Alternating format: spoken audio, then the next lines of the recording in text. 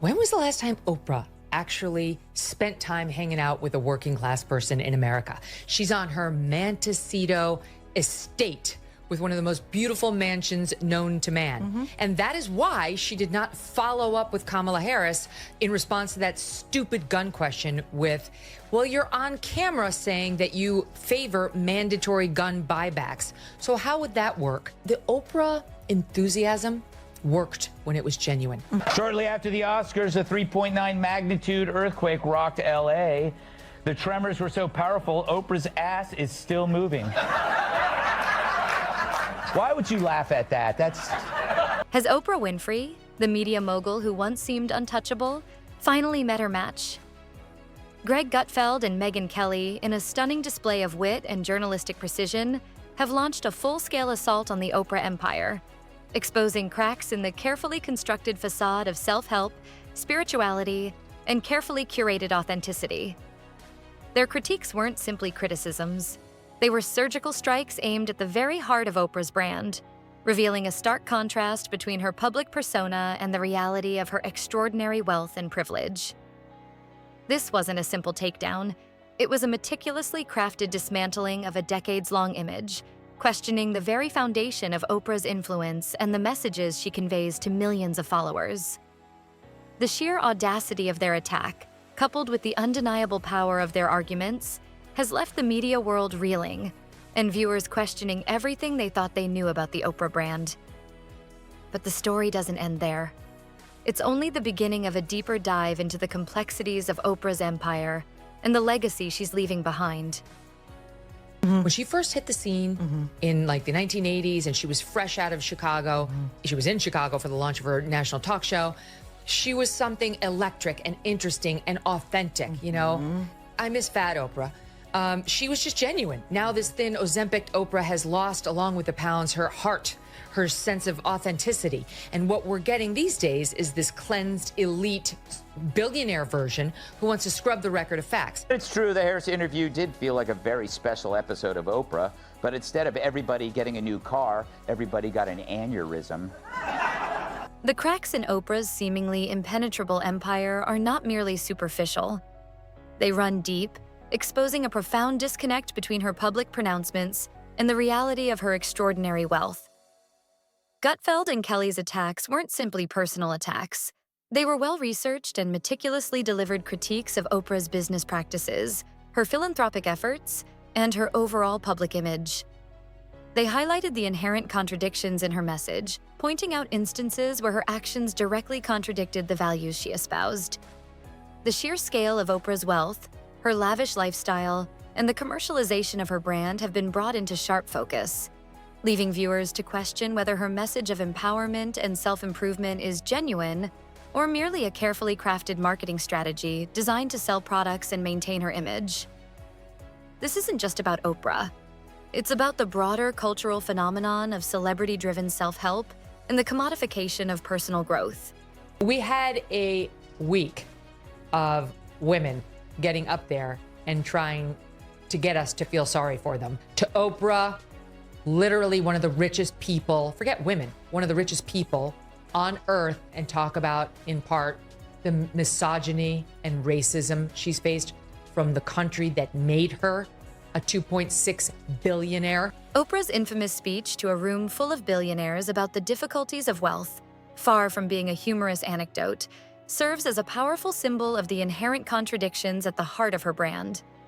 The fact that she wasn't laughed off the stage highlights the pervasive influence she holds within elite circles, a power that allows her to preach humility while simultaneously enjoying an opulent lifestyle inaccessible to most.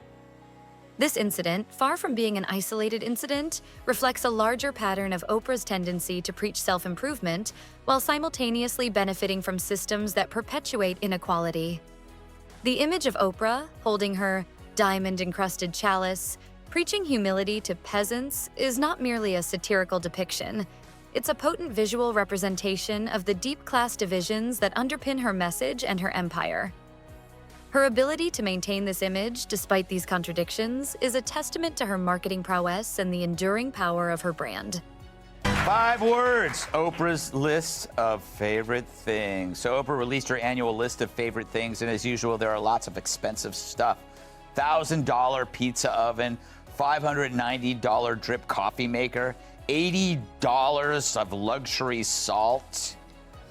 Sadly, no proposal from Steph. The narrative surrounding Oprah's influence is far more nuanced than a simple tale of success. While her fans often attribute near miraculous powers to her words, attributing everything from birdsong to stock market fluctuations to her pronouncements, a closer examination reveals a more complex reality. Oprah's self-help empire, built on the promise of empowerment and spiritual growth, has increasingly become a source of criticism. The high cost of her wellness initiatives, the exorbitant price of her products, and the inherent contradictions between her message and her lifestyle have led to accusations of hypocrisy. The $900 moisturizer, for example, is not just a product. It's a symbol of the disconnect between Oprah's message and the economic realities of her audience. This apparent contradiction has fueled the criticisms leveled by Gutfeld and Kelly, highlighting the inherent tensions between Oprah's aspirational message and the practical realities of her commercial empire. The perceived disconnect is precisely what generates controversy and sparks debate. Kat, do you think she went over this first to make sure it wasn't too extravagant? You're missing the best one. What? Okay, it is a little journal, and it's called I'm Dead, Now What? Important information on my belongings, business affairs, and wishes. Hand this to someone at Christmas, I dare you. Megyn Kelly's sharp critique of Oprah's hypocrisy wasn't a mere personal attack. It was a calculated dismantling of a carefully constructed image. Kelly's calculated "I'm over this" squint, coupled with years of journalistic experience, allowed her to dissect Oprah's message with surgical precision. The reactions in Hollywood to Kelly's accusations highlight the fragility of Oprah's carefully cultivated image. The shift from Oprah giving away cars to Oprah selling existential crises packaged with branding deals represents a significant evolution, or perhaps devolution, in her approach. This transformation underscores the commercialization of her message, turning genuine human connection into a commodity. Kelly's accusation wasn't just a criticism, it was the unveiling of a carefully constructed illusion, a revelation that shook the foundations of Oprah's carefully crafted persona. But Oprah's an icon who, unlike traditional politicians, could match a wild card like Donald Trump. And if she won, she could give everyone a free car.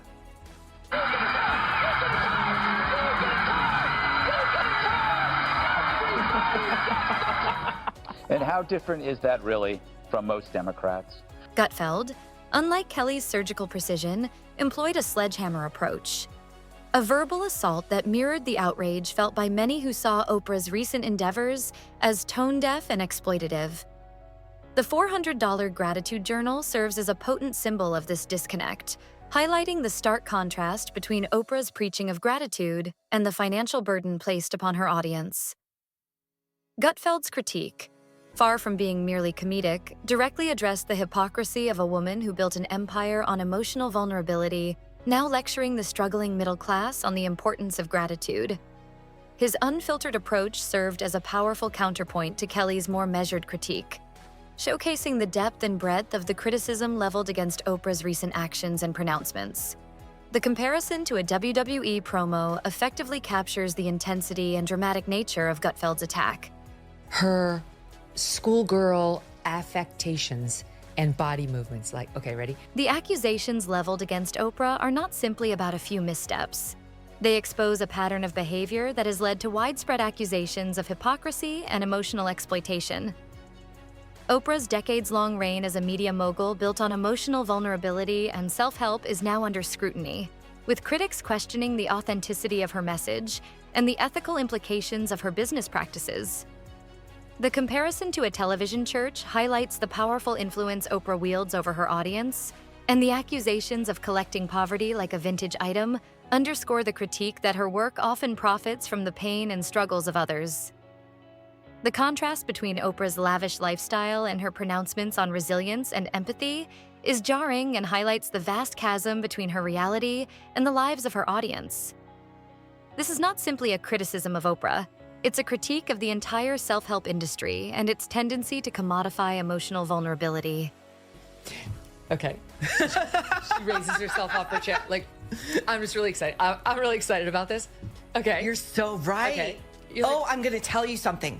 I'm going to tell you something you haven't heard yet. Yeah. I'm going to blow your mind. Gutfeld's scathing critique of Oprah's lifestyle, particularly her humanitarian documentary, further underscores the disconnect between her message and her actions. The image of Oprah, clad in a $5,000 coat, discussing the human condition in front of a homeless shelter is a powerful visual representation of this dissonance. The documentary, far from being a genuine act of compassion, is viewed by critics as a carefully staged PR campaign designed to enhance Oprah's image while simultaneously profiting from the suffering of others. The analogy of Oprah's approach to humanitarianism as a design trend accurately captures the perceived superficiality of her efforts.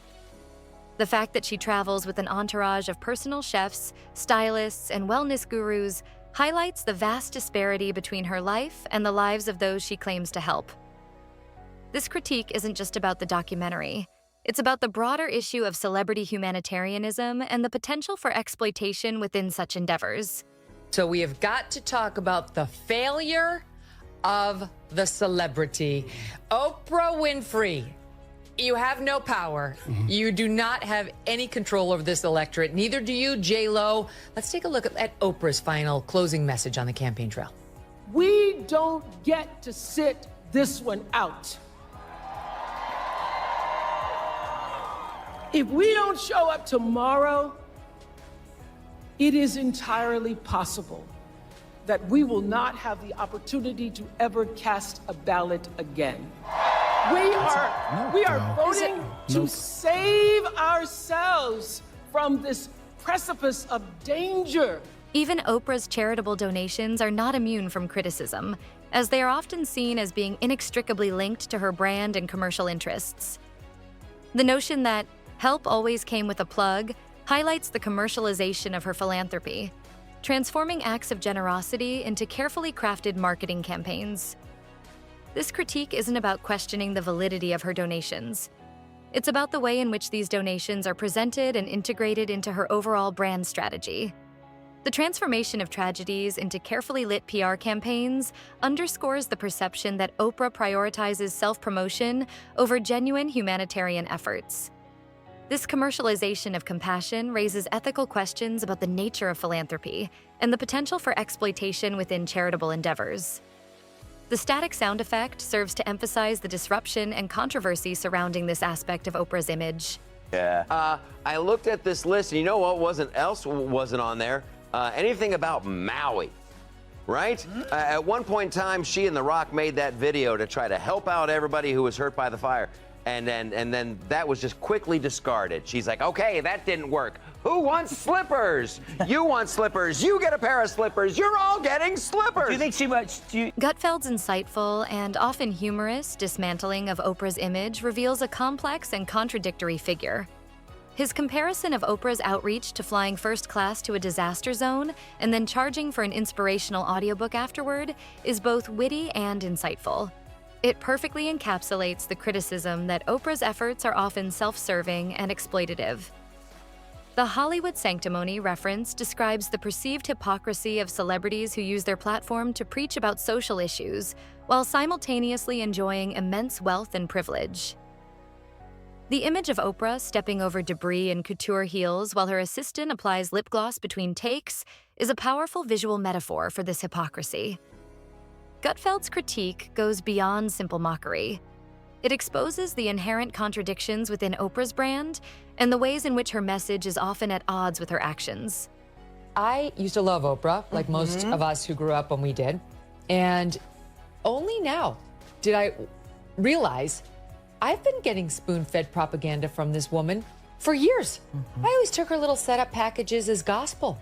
You know, before I was a reporter, I never even thought to question whether Oprah might be intentionally misleading me. Then last night, the dawn came and I was like, oh my God, she is not a reporter. She's a propagandist. She's trying to shove messaging down my throat of whatever she believes, not what's real. Megyn Kelly's comprehensive takedown of Oprah's image didn't stop with a single critique. It was a multi-pronged assault on the very foundation of Oprah's carefully constructed persona. Kelly's detailed examination of Oprah's contradictions, such as promoting balance while running numerous businesses and preaching self-love while selling products that imply inadequacy, exposes the inherent hypocrisy at the heart of Oprah's brand. The description of Oprah's spiritual hustle as cloaked in silk effectively captures the perception that her message is a carefully crafted marketing strategy designed to sell products and maintain her image.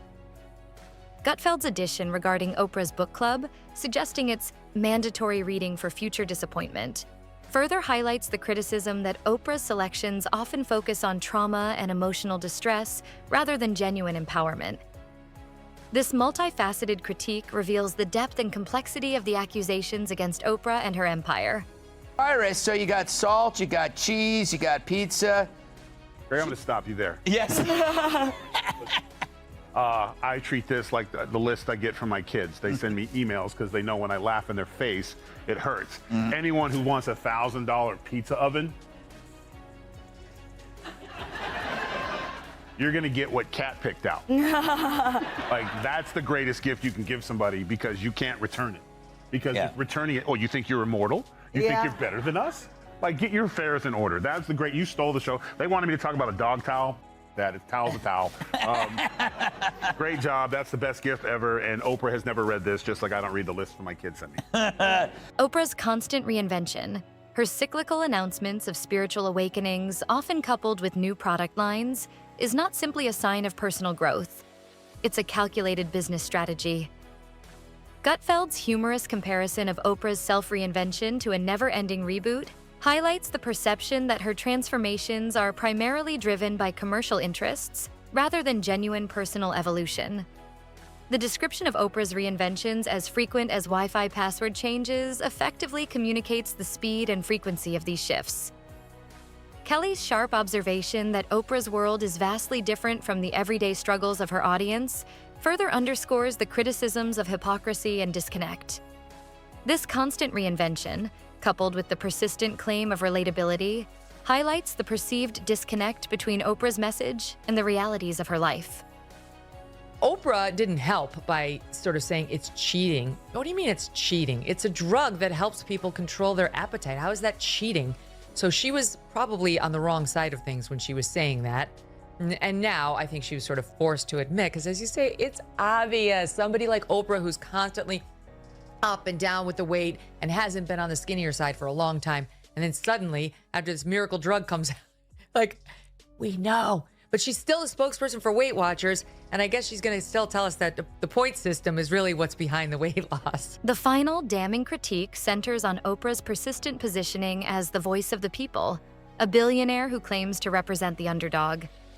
This comparison to Jeff Bezos understanding warehouse workers because he read an article about sore feet is a powerful analogy that encapsulates the perceived disconnect between Oprah's pronouncements and the realities of her life. Gutfeld's conclusion, that Oprah sells the illusion of empowerment rather than genuine empowerment, is a powerful summary of the criticisms leveled against her. The descriptions of Oprah's message as all tone, no content, and all sparkle, no substance, effectively capture the perceived superficiality of her pronouncements. The fact that millions still buy into Oprah's message, despite these criticisms, highlights the enduring power of her brand and the complexities of her influence. The concluding image of Oprah, gliding through crises in a haze of luxury, perfectly encapsulates the criticisms leveled against her by Gutfeld and Kelly. The contrast between Oprah's lavish lifestyle and the everyday struggles of her audience is stark, and highlights the hypocrisy at the heart of her message. The description of Oprah's compassion as pre-scheduled and her empathy as perfectly lit from stage left effectively captures the perception that her actions are primarily driven by commercial interests. The concluding statement that Oprah is less a leader and more a lifestyle choice summarizes the critique that her influence is largely superficial and driven by branding rather than genuine social impact. Kelly and Gutfeld's critique, therefore, wasn't simply a personal attack. It was a powerful indictment of the entire self-help industry and its tendency to commodify emotional vulnerability. Like this video? Smash that like button. Subscribe and hit the notification bell so you don't miss out on future deep dives. Let me know your thoughts and opinions on this controversial topic in the comments below. I'd love to hear your insights.